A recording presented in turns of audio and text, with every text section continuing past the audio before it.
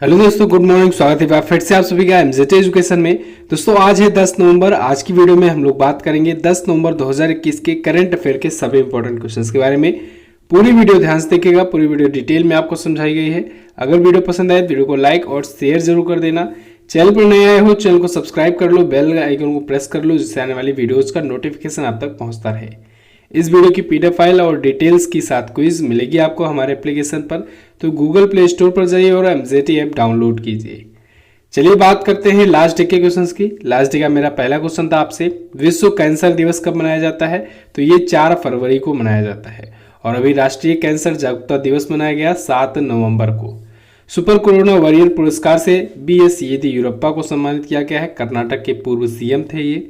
भारत का पहला world class station Habibganj railway station ये मध्य प्रदेश में है, भोपाल जिले में। सारा टेलर ये इंग्लैंड की पूर्व महिला क्रिकेटर हैं। इन सभी क्वेश्चंस के बारे में कई स्टूडेंट ने डिटेल में आंसर किया था। आप सभी लोग ऐसे ही डिटेल्स के साथ आंसर किया करो। चलिए बात करते हैं आज के दिन के पहले क्वेश्चन की। तो पहला क्वेश्चन है, राष्ट्रीय कानूनी सेवा दिवस कब मनाया जाता है? National legal service day. तो ये मनाया जाता है दोस्तों प्रत्येक वर्ष 9 नवंबर को। तो 9 नवंबर यानी कल मनाया गया लीगल सर्विस डे। ये दिवस दोस्तों भारत में 9 नवंबर के ही दिन एक अधिनियम लागू हुआ था, उसी के अवसर पर मनाया जाता है। कौन सा अधिनियम था वो था कानूनी सेवा प्राधिकरण अधिनियम 1987। तो ये तो 1987 में 11 अक्टूबर को लाया गया था, यानी इसे तो पारित कर दिया गया था, लेकिन लागू किया गया था 9 नवंबर को। तो जिस दिन ये लागू हुआ था उस दिन की याद में मनाया जाता है। आपसे 2 टाइप के ऑप्शंस दिए जाएंगे एग्जाम में आपको। एक तो दिया जाएगा कि ये कानूनी सेवा प्राधिकरण अधिनियम लागू होने की स्थिति में या लागू होने की याद में मनाया जाता है। दूसरा दिया जा सकता है कि कानूनी सेवा प्राधिकरण अधिनियम बनने की याद में ये मनाया जाता है। तो याद रखना है, ये बना तो 1987 में था, ये कानून बना था, लेकिन दोस्तों ये लागू हुआ था 1995 में 9 नवंबर को। इस वजह से मनाया जाता है। ठीक है, लागू होने की स्थिति में, लागू होने की याद में ये मनाया जाता है। क्लियर है? राष्ट्रीय कानूनी सेवा दिवस, नेशनल लीगल सर्विस डे। अब पिछले दिन के जो भी इंपॉर्टेंट डे आए हैं इस महीने रिवाइज कीजिए। मध्य प्रदेश, हरियाणा, कर्नाटक, केरल, आंध्र प्रदेश, पंजाब, इन राज्यों का और छत्तीसगढ़, इन राज्यों का दोस्तों स्थापना दिवस मनाया जाता है 1 नवंबर को। 2 नवंबर को राष्ट्रीय आयुर्वेद दिवस, आयुर्वेदा फॉर पोषण नाम की थीम के साथ मनाया गया। 5 नवंबर को विश्व सुनामी जागरूकता दिवस, 7 नवंबर को राष्ट्रीय कैंसर जागरूकता दिवस और 8 नवंबर को भी विश्व शहरीकरण दिवस मनाया गया। क्लियर? चलिए बात करते हैं अगले क्वेश्चन की। हाल ही में संकल्प गुप्ता भारत के कौन से में ग्रैंड मास्टर बने? तो अभी हाल ही में संकल्प गुप्ता दोस्तों भारत के 71वें नंबर के ग्रैंड मास्टर बने हैं। भारत को 71 और 72 2 ग्रैंड मास्टर एक साथ मिल गए हैं। 71वें ग्रैंड मास्टर संकल्प गुप्ता बने हैं और वहीं 72वें ग्रैंड मास्टर बने हैं मित्रभा गुहा। ठीक है, संकल्प गुप्ता आपको यहाँ पर इमेज में दिख रहे हैं। ग्रैंड मास्टर जो होते हैं ये चेस के खिलाड़ी होते हैं, चेस से संबंधित होते हैं। यहाँ पर कुछ क्राइटेरिया होता है, डिसाइड होता है, उस क्राइटेरिया को पाने के बाद ग्रैंड मास्टर घोषित कर दिया जाता है। ठीक है, एक प्रकार से समझिए पॉइंट होता है। एक 2500 येलो पॉइंट गेन करना होता है, लाइव रेटिंग पार करना होता है। इतना अगर कोई पार कर लेता है तो फिर उसे ग्रैंड मास्टर का खिताब दिया जाता है, यानी ग्रैंड मास्टर उसे घोषित कर दिया जाता है। तो संकल्प गुप्ता दोस्तों ऐसे ही भारत में 71वें ग्रैंड मास्टर बन चुके हैं और मित्रभा गुहा भारत के 72वें ग्रैंड मास्टर बन गए हैं। दोनों अभी हाल फिलहाल में बने हुए हैं। ठीक है, यानी अब तक भारत में 72 ग्रैंड मास्टर हो चुके हैं। अच्छा, अभी मैंने महिलाओं के बारे में आपको बताया था, याद होगा कुछ दिन पहले दिव्या देशमुख के बारे में। तो दिव्या देशमुख 21वीं महिला ग्रैंड मास्टर बनी थी। ठीक है, ये भी आपको याद रखना है। देखिए महिलाओं का अलग ही ये लिस्ट है। दिव्या देशमुख 21वीं महिला ग्रैंड मास्टर बनी है। क्लियर? और 71वें ग्रैंड मास्टर संकल्प गुप्ता बने हैं। संकल्प गुप्ता जो है ये महाराष्ट्र के हैं। क्लियर है? अगला देखते हैं। पहले ग्रैंड मास्टर अगर पूछा जाए तो आप बताएंगे विश्वनाथन आनंद, और अगर सबसे युवा भारतीय ग्रैंड मास्टर तो आप डी गुकेश का नाम लेंगे, डी गुकेश। और अगर सबसे युवा दुनिया के अगर बात किया जाए तो आप बताएंगे अभिमन्यु मिश्रा। ये 3 नाम तो आपको पता होना चाहिए। अगला क्वेश्चन देखते हैं, किस राज्य ने पूर्वी खासी हिल्स नामक नए जिले की घोषणा की? तो दोस्तों मेघालय ने अपने नए जिले की घोषणा की है। मेघालय में अब टोटल हो गए हैं 12 जिले। ये 12वां जो जिला होगा ये होगा पूर्वी खासी हिल्स नाम का जिला। हालांकि इसको अनाउंस तो अगस्त में ही कर दिया था मेघालय ने, ये क्वेश्चन मैंने कवर भी किया हुआ है, लेकिन अब ये पूरी तरीके से अलग करके बना दिया गया है। मेघालय का एक नया जिला होगा। तो मेघालय में अब टोटल जिलों की संख्या कितनी हो गई? 12। अभी तक 11 जिले हुआ करते थे। पूर्वी खासी हिल्स नाम का एक नया जिला जुड़ा हुआ है। ये दोस्तों मैरांग पश्चिमी खासी हिल्स जिले के ही टूटा हुआ है, उसी से अलग हुआ है और एक नया जिला बना हुआ है। ठीक है, तो इसका उद्घाटन अभी 10 नवंबर यानी आज होगा। मेघालय के जो वर्तमान में मुख्यमंत्री हैं कानराड संगमा, इनके द्वारा इसका उद्घाटन किया जाएगा। क्लियर। अगला क्वेश्चन है, भारत की किस पूर्व मुख्य आर्थिक सलाहकार ने an economist at home and abroad नामक एक पुस्तक लिखी? तो दोस्तों इस पुस्तक को लिखा है डॉक्टर शंकर आचार्य ने। डॉक्टर शंकर आचार्य, ये जो आपको इमेज में दिख रहे हैं यही हैं। ये भारत के पूर्व चीफ इकोनॉमिस्ट एडवाइजर थे। ठीक है, मुख्य आर्थिक सलाहकार थे। इन्होंने ये पुस्तक लिखी हुई है, an economist at home and abroad. Clear. तो इस पुस्तक को इन्होंने लिखा हुआ है डॉक्टर शंकर आचार्य ने।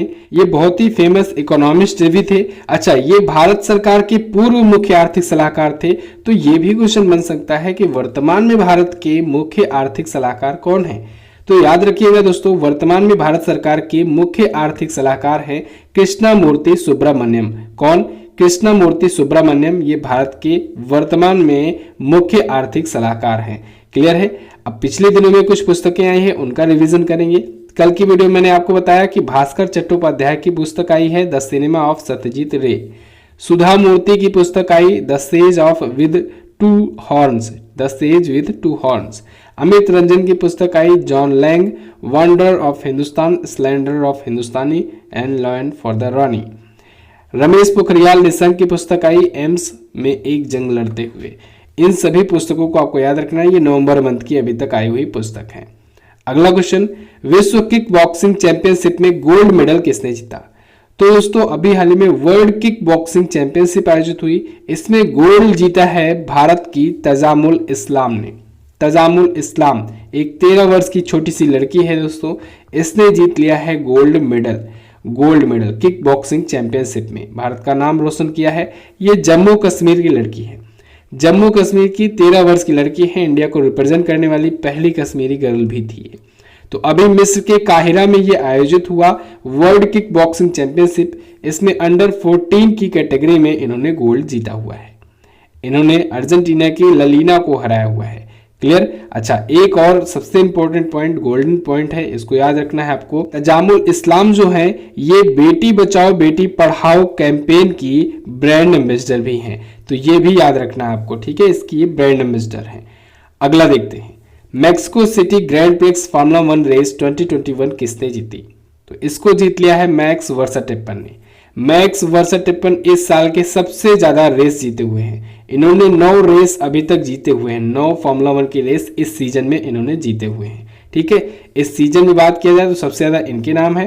टोटल ओवरऑल बात किया जाए तो सबसे ज्यादा लुइस हैमिल्टन ने जीते हैं। 100 से ज्यादा ग्रैंड स्लैम उनके हो चुके हैं लुइस हैमिल्टन के।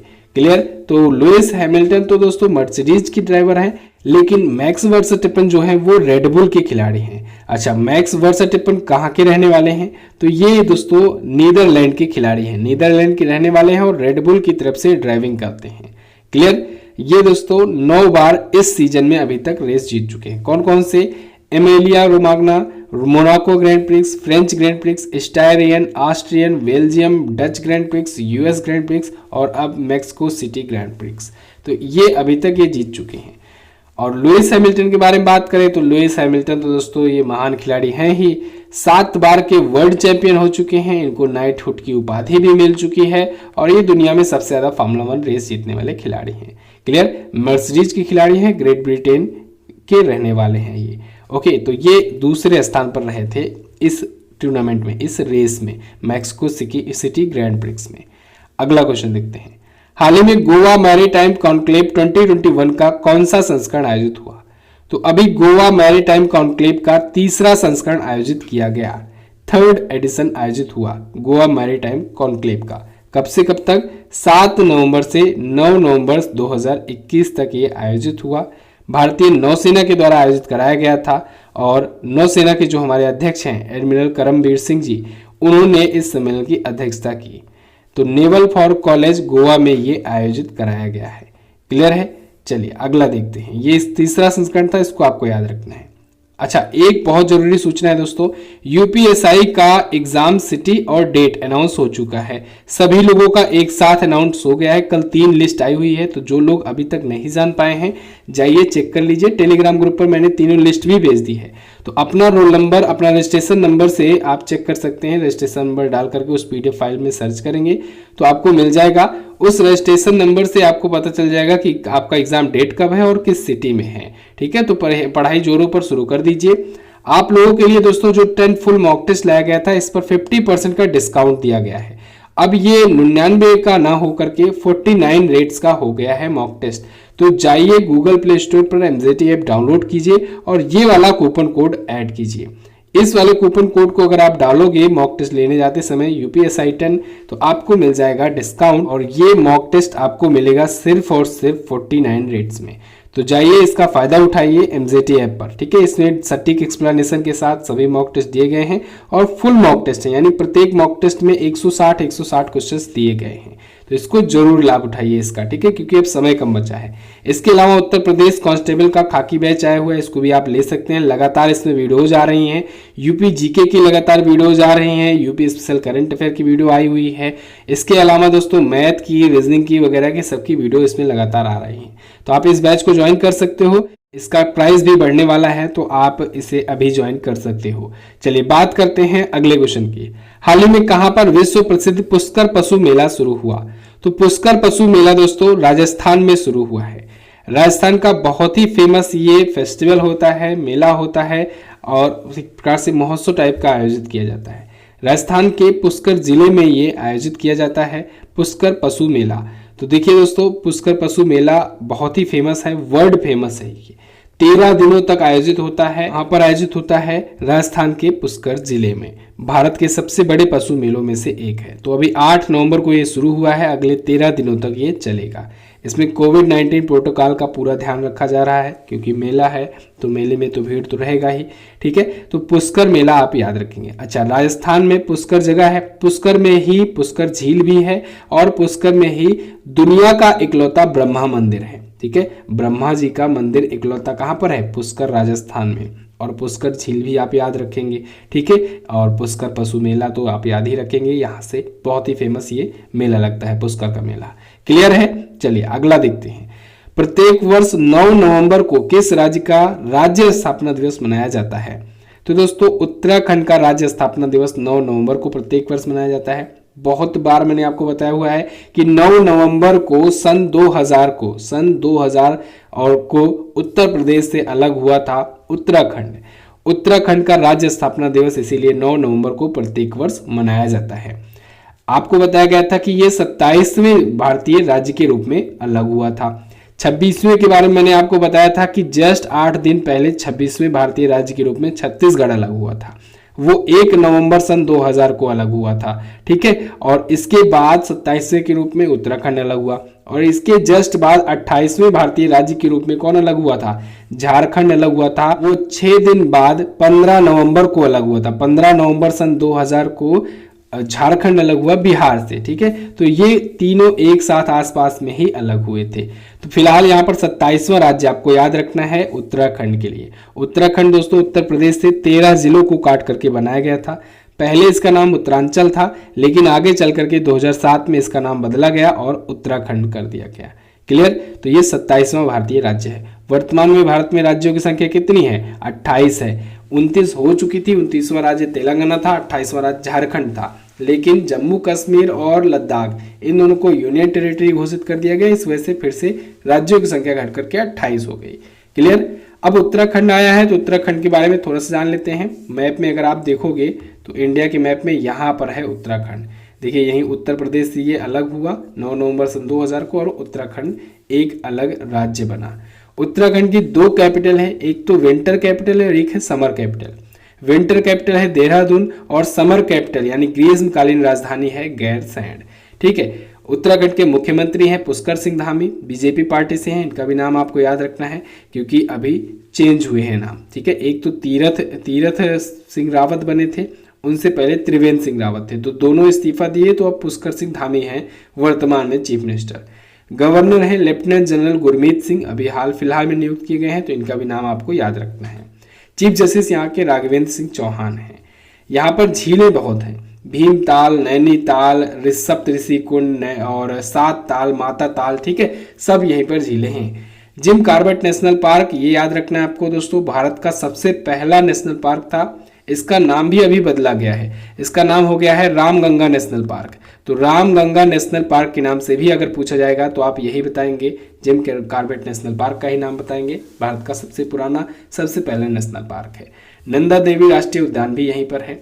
मानानीति लिपुलेख, ये 3 दर्रे हैं, तो मानानीति लिपुलेख करके आप याद रखेंगे।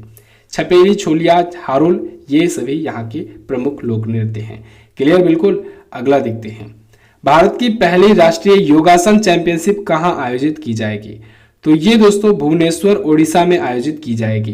भुवनेश्वर ओडिशा, ओडिशा की राजधानी होती है भुवनेश्वर, वहां पर भारत की पहली राष्ट्रीय योगासन चैंपियनशिप आयोजित की जाएगी, यानी योग के लिए चैंपियनशिप आयोजित की जाएगी।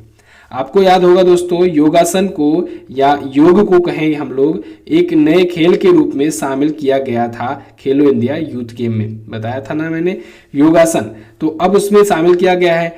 अब इसी को और बढ़ावा देने के लिए, प्रमोट करने के लिए उड़ीसा सरकार एक पहली बार इंडिया में नेशनल योगासन स्पोर्ट चैंपियनशिप आयोजित कराने जा रही है। तो 11 से 13 नवंबर 2021 के बीच में ये आयोजित किया जाएगा। राष्ट्रीय योगासन स्पोर्ट फेडरेशन और ओडिशा सरकार के सहयोग से ये आयोजित किया जा रहा है। पुरुष और महिला दोनों इसमें पार्टिसिपेट कर सकते हैं। क्लियर है, बिल्कुल। अच्छा, ओडिशा राज्य से याद आया दोस्तों, ओडिशा खेल को लेकर के बहुत ज़्यादा प्रमोट करता है, खेलों को, अपने राज्य के खेलों को, और देश में भी इसका बहुत ज़्यादा कंट्रीब्यूशन रहा है। इसने 10 वर्षों तक इंडियन हॉकी को स्पॉन्सर करने का फैसला लिया है। तो इंडिया की पुरुष हॉकी टीम को और महिला हॉकी टीम को, दोनों को 10-10 वर्षों तक स्पॉन्सर करेगा उड़ीसा। और अभी Birsa Munda international hockey stadium बनाया जा रहा है, भारत का सबसे बड़ा अंतर्राष्ट्रीय स्टेडियम है, ठीक है, हॉकी का, और ये राउरकेला में उड़ीसा में ही स्थापित किया जा रहा है। यहीं पर विश्व कप का आयोजन होने वाला है। 2023 का हॉकी का विश्व कप जो होगा वो यहीं पर होगा, उड़ीसा में ही। क्लियर, बिल्कुल। 2018 वाला भी उड़ीसा में ही हुआ था। तो इतने पॉइंट्स आपको याद रखने हैं। चलिए बस फिलहाल रखते हैं दोस्तों इतना ही वीडियो में। ये तो थे आज के हमारे टॉप 10 करंट अफेयर के क्वेश्चंस। आई होप आपको वीडियो पसंद आई होगी, काफी कुछ सीखने को मिला होगा, जानने को मिला होगा। वीडियो कैसी लगी है आप कमेंट करके हमें जरूर बताइएगा। और हाँ, वीडियो अगर पसंद आई है तो इसको लाइक और शेयर जरूर कर दीजिए। इसके अलावा यूपीएसआई मॉक टेस्ट पर दोस्तों 50% का डिस्काउंट चल रहा है। समय कम बचा है, मॉक टेस्ट चाहिए सॉल्व कीजिए। 10 मॉक टेस्ट है, 10 प्रैक्टिस सेट अगर आप सॉल्व करते हैं टाइमिंग के साथ, तो आपको एक पता लगेगा कि आपका स्कोर कहाँ है, किस स्थान पर अभी आप हो, कितनी अभी आपको तैयारी की जरूरत है। ठीक है, MZT ऐप पर ये सारी चीज़ें आपको मिलेंगी। जाइएगा यहाँ पर मॉक टेस्ट सेक्शन में, वहाँ से जाकर के आप इसे ले सकते हैं। अगर कोई प्रॉब्लम आए तो आपको व्हाट्सएप नंबर भी वहीं पर मिल जाएगा, आप संपर्क भी कर सकते हैं। चलिए अब क्वेश्चन ऑफ द डे में बात करते हैं। इन 4 क्वेश्चंस के बारे में आपको आज जवाब देना है। दुनिया का सबसे बड़ा क्रिकेट बैट किसने लॉन्च किया? माउंट एवरेस्ट पर चढ़ाई करने वाले पहले व्यक्ति कौन है? और कितने व्यक्तियों को 2020 के लिए पद्म पुरस्कार मिला? विश्व शहर दिवस कब मनाया जाता है? इन सभी क्वेश्चंस के बारे में आपको जो पता हो डिटेल में जरूर आंसर करना। टेलीग्राम ग्रुप से भी हमारे ज्वाइन हो जाओ। टेलीग्राम पर जाओ, MZT एजुकेशन लिख करके सर्च करो, वहां पर मिलेगा हमारा ग्रुप। वहीं पर आपको कोई भी इंफॉर्मेशन होती है सबसे पहले भेजा जाता है। कोई नोटिस हुई, कोई इन्फॉर्मेशन हुई, कोई ऐसा इंपॉर्टेंट मटेरियल हो, वहां पर भेजा जाता है। साथ ही साथ PDF वगैरह तो भेजी ही जाती है। तो गूगल प्ले स्टोर से MZT ऐप डाउनलोड कर लो और टेलीग्राम पर जाकर MZT एजुकेशन सर्च करके ग्रुप हमारा ज्वाइन कर लो। 2 चीजें आपको निश्चित ही एग्जाम में सफलता दिलाने में बहुत अहम योगदान करेंगी। ठीक है, योगदान अपना देंगी। चलिए बस फिलहाल रखते हैं इतना ही वीडियो में। मिलते हैं दोस्तों अगले वीडियो में, तब तक के लिए नमस्कार, जय हिंद, वंदे मातरम।